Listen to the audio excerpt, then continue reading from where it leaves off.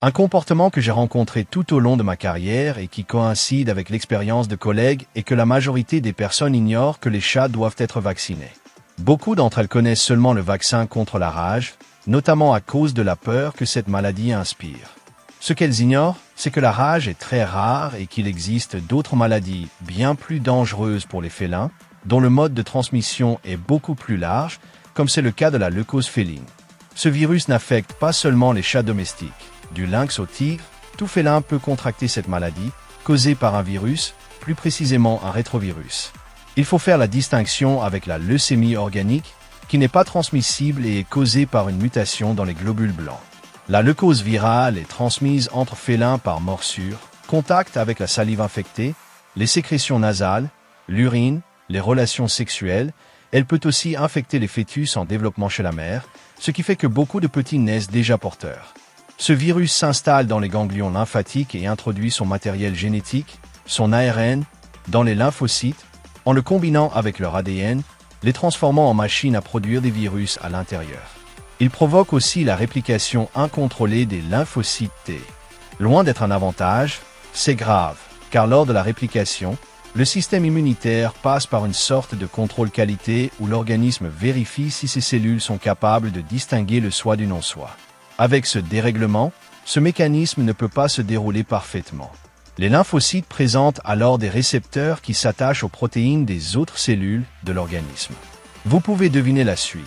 Le système immunitaire commence à attaquer ce qu'il devrait protéger, et en créant une mémoire immunologique contre ces protéines, une cascade de malheurs se met en place où des immunoglobulines sont créées contre les cellules de l'organisme qu'elles devraient protéger des micro-organismes pathogènes. La symptomatologie est très variable, ce qui rend la maladie difficile à diagnostiquer. Les principaux signes sont la perte d'appétit, un amaigrissement très rapide, l'arrêt du toilettage, des difficultés à faire ses besoins, ce que les propriétaires détectent le plus facilement.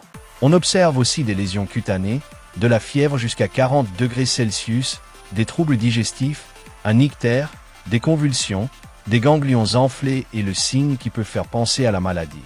Une gingivite, où les gencives saignent sans raison apparente et les dents sont sans tartre ou sans cause évidente de lésion dans cette région.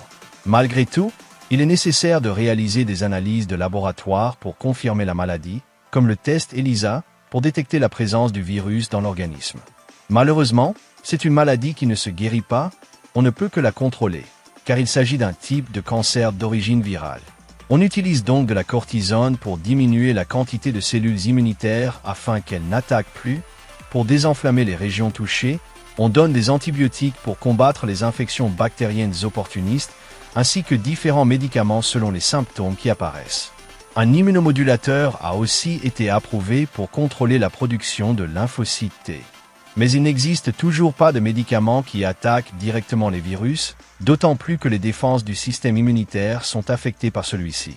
La maladie demeure donc à vie chez le patient. Ainsi, un moyen efficace de la prévenir est la vaccination contre la leucose, d'empêcher les chats de sortir pour éviter les bagarres avec d'autres chats, et la stérilisation chirurgicale, ovariohystérectomie ou orchidectomie, pour prévenir la reproduction. Ce sont les moyens de prévenir la contagion. C'est une maladie dont on estime, rien qu'aux États-Unis, que sur une population de 95 millions de chats domestiques, environ 5% en est atteinte, ce qui représente 400 000 chats. Et seulement 35% de la population féline du pays nord-américain est vaccinée contre cette maladie. C'est un exemple significatif, car ce pays a de meilleures statistiques et des conditions économiques qui rendent la médecine vétérinaire plus accessible. On peut donc estimer qu'en Amérique latine, en Asie, dans certains pays d'Europe et d'Afrique, cette maladie a un pourcentage plus élevé dans la population et un taux de vaccination plus faible. Il est donc impératif de vacciner annuellement les chats, tigres, lions, pumas et tous les félins pour protéger les populations. Une maladie que beaucoup méconnaissent ou à laquelle on accorde trop peu d'importance, avec une prévalence mondiale dans tous les pays, très grave et pouvant causer la mort des porteurs, voilà la leucose féline. J'espère que cette vidéo vous a plu. Si c'est le cas, mettez un like et partagez-la pour faire connaître cette chaîne à plus de gens. Je vous laisse mes réseaux sociaux pour rester en contact, et c'est aussi par ce biais que je ferai les annonces pertinentes concernant la chaîne. Si vous êtes nouveau, je vous invite à vous abonner et n'oubliez pas de laisser un commentaire ou une question qui vous serait venue. Merci beaucoup d'avoir regardé cette vidéo. À bientôt.